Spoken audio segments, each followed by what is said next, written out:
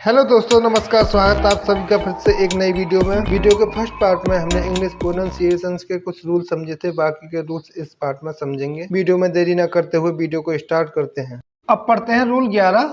यदि किसी English word में सी के आता है तो इसे का पढ़ा जाता है। कहने का मतलब इसका उच्चारण का होता है। जैसे हम कुछ एग्जाम्पल समझते हैं। ROCK, यहाँ पर सी के आता है इसीलिए इसका उच्चारण का होता है। ROCK क्या हो गया? रॉक। KICK इसे क्या पढ़ेंगे? किक। TICK इसे क्या पढ़ेंगे? टिक। DUCK इसे पढ़ते हैं डक। अब चलते हैं अगले रूल की ओर। कॉन्सोनेंट AI कॉन्सोनेंट, कहने का मतलब दो कॉन्सोनेंट के बीच में यदि AI आता है तो उसका उच्चारण छोटी ए होता है। एक बात ध्यान रखने वाली बात यह है कि अंत में आर नहीं आना चाहिए। कहने का मतलब अंत वाला कॉन्सोनेंट आर नहीं होना चाहिए। जैसे दो कॉन्सोनेंट हैं हमारे यहाँ पर पी और एन, इनके बीच में ए आई आता है, इनके बीच में ए आई आता है तो इसका उच्चारण होता है छोटी ए। कहने का मतलब PAIN ये क्या हुआ? पेन। GAIN ये हुआ गेन। MAIN ये हुआ मेन। RAIL ये हुआ रेल। अब चलते हैं अगले रूल की ओर। जैसे किसी लेटर के अंत में AIR आता है तो उसे एयर पढ़ा जाता है। जैसे FAIR इसे पढ़ते हैं फेयर। HAIR इसे पढ़ते हैं हेयर। CHAIR इसे पढ़ते हैं चेयर। CLAIR इसे पढ़ते हैं क्लियर। वीडियो में आगे बढ़ते हुए अब समझते हैं रूल नंबर 14। यदि दो कॉन्सोनेंट के बीच में EA आता है, यदि दो कॉन्सोनेंट के बीच में EA आता है तो उसका उच्चारण बड़ी ई होता है। और एक बात ध्यान रखनी है, अंत में आर नहीं आना चाहिए। कहने का मतलब अंत वाला कॉन्सोनेंट आर नहीं होना चाहिए। आइए हम कुछ एग्जांपल समझते हैं। जैसे F और T के बीच में EA आता है। FEAT ये क्या हो गया? फीट। HEAL ये हुआ हील। TEAM ये हुआ टीम। BEAM ये हुआ बीम। अब चलते हैं अगले रूल की ओर, रूल नंबर 15। रूल नंबर 14 वाले में मैंने बताया था कि अंत में आर नहीं आना चाहिए। यदि अंत में आर आता है तो उसे, जैसे कॉन्सोनेंट EAR इसे पढ़ा जाता है ईयर। आइए कुछ एग्जांपल समझते हैं। जैसे FEAR ये हुआ फियर। DEAR ये हुआ डियर। NEAR ये हुआ नियर। CHEAR ये हुआ चीयर। ऐसे ही हमारे पास बहुत सारे वर्ड हैं जिनके अंत में EAR आता है। अब चलते हैं अगले रूल की ओर। जैसे यदि लास्ट में डबल ER आता है तो उसका उच्चारण ईयर होता है। जैसा ये कुछ एग्जांपल समझते हैं। CHEER ये होता है चीयर। DEER ये होता है डियर। NEER ये होता है नियर। ऐसे हमारे पास बहुत सारे वर्ड हैं जिनके अंत में डबल ER आता है, उन सभी का उच्चारण अंत में ईयर होता है। अब चलते हैं रूल नंबर 17 की ओर। मैंने पिछली वीडियो में बताया था कि दो कॉन्सोनेंट के बीच में यदि ए आता है तो उसे बड़ी ए पढ़ा जाता है। लेकिन मैंने ये भी बताया था कि अंत में आर नहीं आना चाहिए, वाई नहीं आना चाहिए। अब समझते हैं, यदि अंत में आर आता है तो उसे क्या पढ़ा जाता है, वाई आता है तो क्या पढ़ा जाता है। यदि अंत वाला कॉन्सोनेंट आर आता है तो उसे आर पढ़ा जाता है। अंत में यदि वाई आता है तो उसे छोटी ए पढ़ा जाता है। अंत में डब्ल्यू आता है तो उसे ओ पढ़ा जाता है। आइए कुछ एग्जाम्पल समझते हैं। जैसे CAR ये होगा कार। BAR ये होगा बार। WAR ये होगा वार। WAY ये होगा वे। SAY ये होगा से। PAY ये होगा पे। LAW ये होगा लॉ। SAW ये होगा सौ। RAW ये होगा रॉ। अब चलते हैं अगले रूल के, रूल नंबर 18। मैंने पिछली वीडियो में बताया था कि कॉन्सोनेंट, फिर उसके बाद ए, फिर कॉन्सोनेंट, उसके बाद ई आता है तो ए का उच्चारण ए होता है और ई का उच्चारण यानी कि कोई साउंड नहीं होता।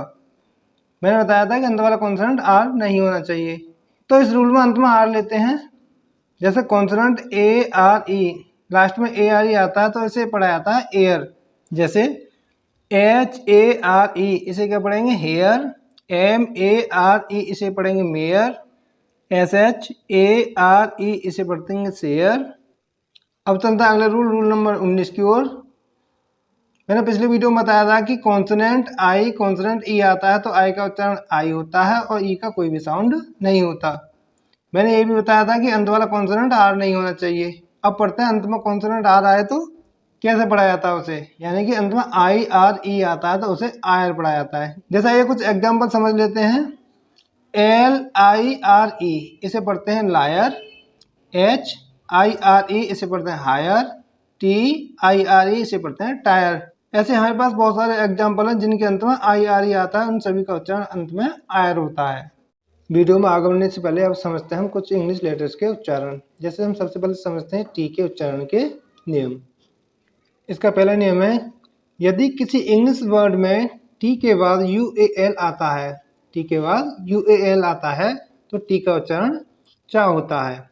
आइए कुछ एग्जाम्पल समझ लेते हैं। जैसे ACTUAL, टी के बाद UAL आता है तो इसे एक्चुअल पढ़ा जाता है। MUTUAL इसे पढ़ते हैं म्यूचुअल, TEXTUAL इसे पढ़ते हैं टेक्सचुअल। अब चलते हैं अगले रूल की ओर। यदि किसी इंग्लिश वर्ड में टी के बाद URE आता है तो टी का उच्चारण चा होता है। आइए कुछ एग्जाम्पल समझ लेते हैं। जैसे NATURE, NATURE इसे पढ़ते हैं नेचर, CAPTURE इसे पढ़ते हैं कैप्चर, FEATURE इसे पढ़ते हैं फीचर, TORTURE टी के बाद URE आता है इसीलिए इसे पढ़ते हैं टॉर्चर। ऐसे ही हमारे पास बहुत सारे इंग्लिश वर्ड हैं जिनके अंत में TURE आता है, से चर पढ़ा जाता है। अब चलते हैं अगले रूल की ओर। यदि किसी इंग्लिश वर्ड में टी के बाद ION आता है तो टी का उच्चारण चा या सा होता है। अब समझते हैं टी का उच्चारण चा कब होता है। यदि किसी इंग्लिश वर्ड में टी के बाद ION आता है और टी से पहले S आता है तो टी का उच्चारण चा होता है। जैसे QUESTION इसे पढ़ते हैं क्वेश्चन, DIGESTION इसे पढ़ते हैं डाइजेशन। अब समझते हैं टी का उच्चारण सा कब होता है। अब समझते हैं टी का उच्चारण सा कब होता है। जब टी के बाद ION आता है तो टी का उच्चारण सा होता है। बस एक बात ध्यान रखनी है कि टी से पहले S नहीं होनी चाहिए। यदि टी से पहले S होती है तो टी का उच्चारण चा होता है। CAUTION इसे पढ़ते हैं कॉशन। ऐसे ही हमारे पास बहुत सारे वर्ड हैं जिनमें टी के बाद ION आता है। अब चलते हैं अगले रूल की ओर। यदि किसी इंग्लिश वर्ड में S के बाद ION आता है तो उसका उच्चारण दो प्रकार से किया जाता है। एक तो होता है SION का सन, एक होता है जन। यदि S से पहले कोई वोवल्स आता है और S के बाद ION आता है तो S का उच्चारण जन होता है। DECISION S के बाद ION आता है और S से पहले I यानी कि वोवल्स आता है तो यहाँ S का उच्चारण जा होता है। CONFUSION S से पहले U आता है यानी वोवल्स आता है तो S का उच्चारण जा होता है। CONFUSION इसे क्या पढ़ते हैं कन्फ्यूजन। यदि S से पहले कोई कॉन्सोनेंट आता है तो SION को सन पढ़ा जाता है। जैसे MISSION इसे पढ़ा जाता है मिशन, PENSION इसे पढ़ा जाता है पेंशन। ऐसे ही हमारे पास बहुत सारे वर्ड हैं जिनके अंत में SION आता है। अब चलते हैं अगले रूल की ओर। जैसे किसी इंग्लिश वर्ड में एक कॉन्सोनेंट के बाद ALL आता है तो उसका उच्चारण ऑल होता है, या OLL आता है तो उसका उच्चारण भी ऑल होता है। कहने का मतलब इन दोनों के उच्चारण सेम होते हैं। ALL और OLL दोनों का उच्चारण ऑल होता है। जैसे आइए कुछ एग्जाम्पल समझते हैं। जैसे CALL इसे पढ़ा जाता है कॉल, BALL इसे पढ़ा जाता है बॉल, TALL इसे पढ़ा जाता है टॉल, HALL इसे पढ़ा जाता है हॉल। इसी प्रकार ROLL इसे पढ़ा जाता है रॉल, COLL इसे पढ़ा जाता है कॉल, FOLL इसे पढ़ा जाता है फॉल। ऐसे हमारे पास बहुत सारे वर्ड हैं जिनके अंत में ALL या OLL आता है। अब चलते हैं अगले रूल की ओर, रूल नंबर 22। मैंने आपको बताया था कि जब भी कहीं मैं एक बड़ी लाइन खींचूं तो आप उसे एक इंग्लिश वर्ड समझना।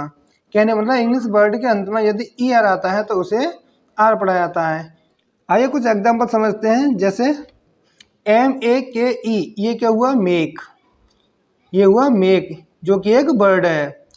यदि इसके अंत में ER आता है तो इसे क्या पढ़ा जाता है MAKER क्या पढ़ा जाता है मेकर।